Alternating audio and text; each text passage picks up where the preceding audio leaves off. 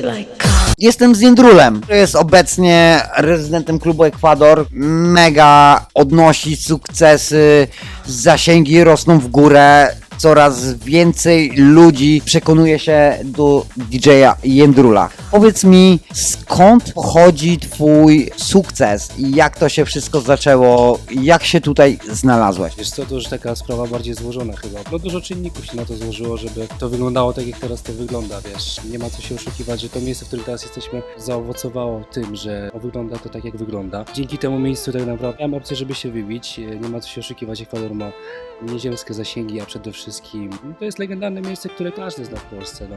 Każdy, kto się zajmuje i interesuje muzyką klubową, wie, co to jest za miejsce. Zresztą uwierz mi, że jak mieszkam w Niemczech na co dzień i rozmawiam z ludźmi, którzy się interesują muzyką klubową, nawet z Niemcami, to wiedzą, że jest To dokładnie tylko Ekwador. jest takie miejsce jak Klub Ekwador, gdzie przyjeżdżają niemieckie gwiazdy, niemieccy artyści. Taka krótka dygresja, bo ja też również mieszkam w Niemczech i gdy ja rozmawiam z Niemcami, to gdy pytam o Polskę, no to oni zawsze mówią, że właśnie klub Ekwador ze względu na Love Parade. Czy właśnie twoi znajomi też przez ten pryzmat patrzą, że stare Love Parade, że to jest jedyny klub z Polski, który miał swoją platformę na legendarnym Love Parade w Berlinie? To jak ja rozmawiam ze swoimi znajomymi Niemcami, no to oni, jeżeli chodzi o polskie kluby, to tylko właśnie Ekwador Love Parade. Czy to jest właśnie tak samo, czy trochę inaczej? Wiesz co, szczerze Ci powiem, że nie słyszałem jeszcze ani razu takiej wzmianki o tym, że Ekwador był na Love Parade właśnie przez Niemców.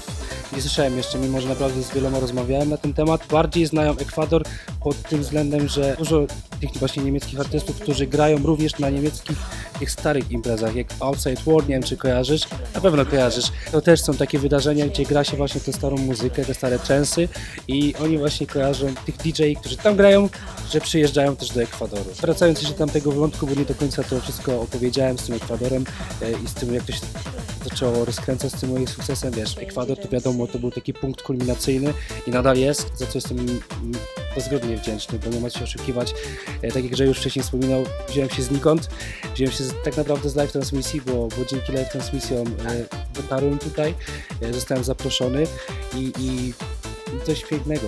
Ta droga, ta przygoda idzie dalej w fajnym kierunku, bo jak widać tutaj się wszystko dalej też rozwija, mimo tego, że może muzycznie wygląda to troszkę inaczej, bo gramy te stare kawałki, ale mimo wszystko staramy się polepszać tutaj wszystko. Gwarancja sukcesu zawsze będzie wiązała się z tym, że trzeba dużo pracy w to włożyć, więc to nie jest tak, że przychodzę do domu i cały tydzień nic nie robię, bo to uwierz mi, jest mega czasochłonne. Trzeba dużo działać, komunikować się z ludźmi, być dla tych ludzi, bo ci ludzie też są dla nas, to jest wiadome, ale my jesteśmy dla nich, bo gdyby nie oni, no to by nas nie było, więc to wszystko musi się zgrywać i przede wszystkim, no, trzeba być dla tych ludzi, trzeba być otwartym i być dobrym człowiekiem. Jak chcesz być dobrym DJ-em, to musisz być dobrym człowiekiem. Pełnie się z tym zgadzam.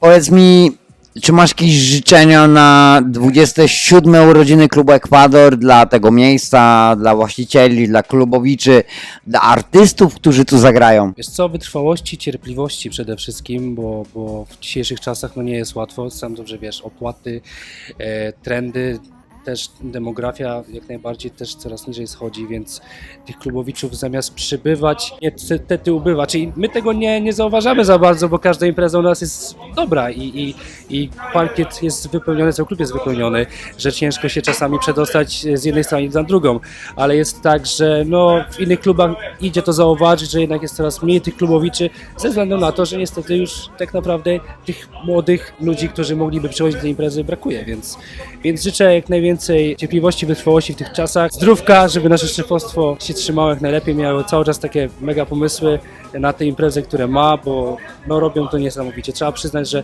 bookingi, które są w Manieczkach, no, w żadnym innym klubie w Polsce nie znajdziesz. Zdarzają się czasami jakieś wydarzenia w innych miejscach, ale nie na taką skalę, jakie są tutaj, więc no... Tu się zgodzę w pełni. I mam jeszcze takie pytanie o twoje marzenia. Czy masz jakieś marzenia związane z muzyką, z byciem DJ-em? Czyli typu jakiś klub, czy festiwal, imprezę, na której chciałbyś zagrać i jeszcze może ci się nie udało, ale jest twoim marzeniem. Może w Niemczech, na przykład w Airbeat One, coś w tym stylu festiwale. Czy są jakieś właśnie festiwale, czy to w Polsce, czy to w Niemczech, ponieważ mieszkasz w Niemczech? Czy są jakieś wydarzenia, na których chciałbyś jeszcze zagrać? To jest takie, wiesz, kulminacja twojego gustu DJ-skiego. Wiesz co, takim miejscem zawsze był Amfiteatr Kołobrzeg. i to się udało w zeszłym roku. Pamiętam te czasy, właśnie kiedyś też pisałem to na Facebooku, taką tą historię, gdzie dostałem Discman od mojego wujka i tam właśnie były te płyty, wiesz, z Ekwadoru, Ekwador to wtedy było i no pamiętam ten koprzek, wiesz, to wydarcie się, tak.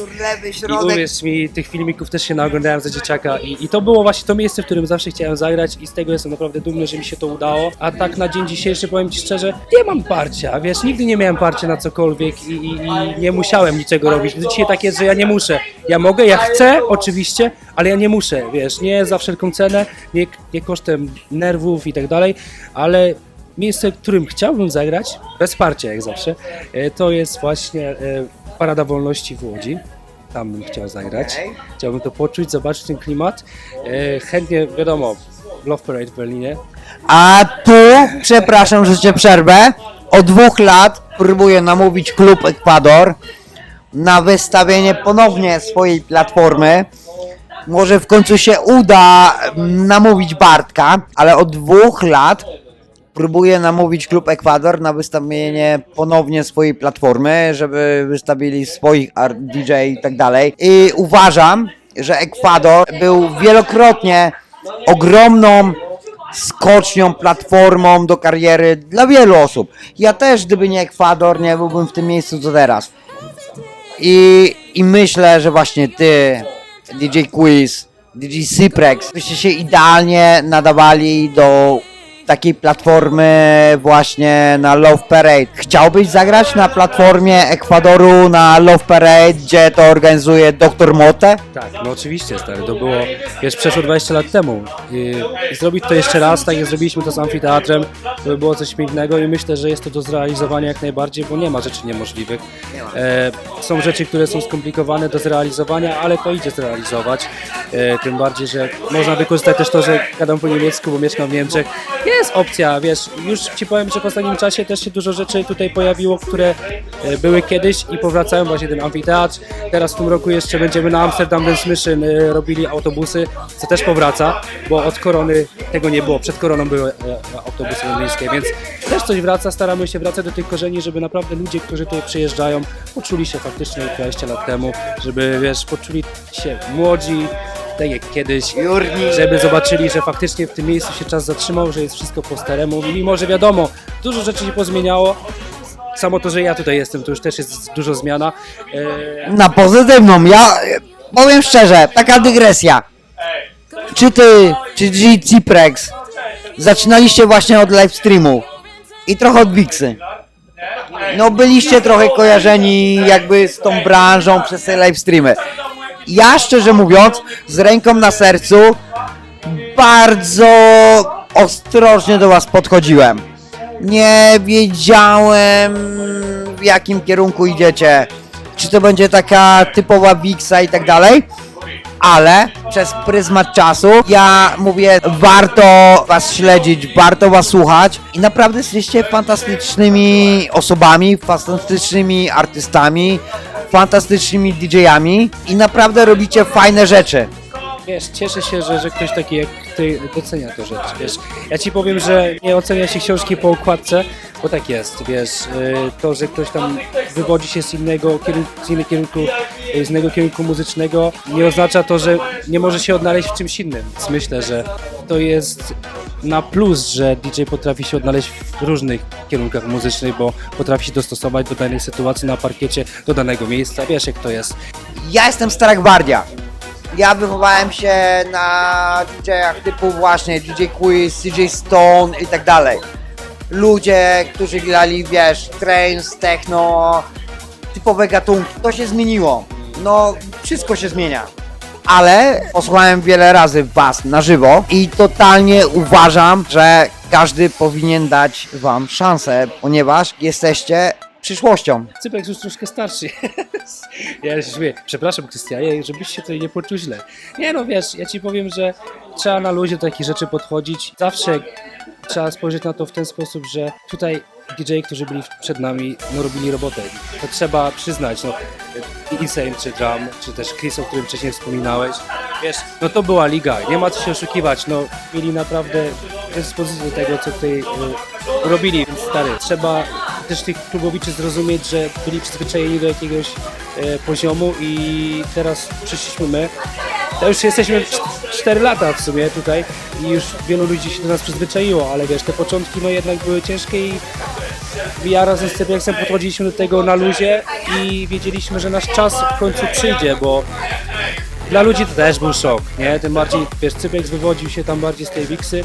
Ja przyszedłem z Nikon tak naprawdę, bo ja w Polsce nie grałem za dużo przed pandemią. ja wiem. Dużo czynników na to miało, wiesz, tak naprawdę wpływ. Pierwsze nie miałem prawa jazdy, żeby tu przyjechać. Druga nie Serio? byłem, naprawdę.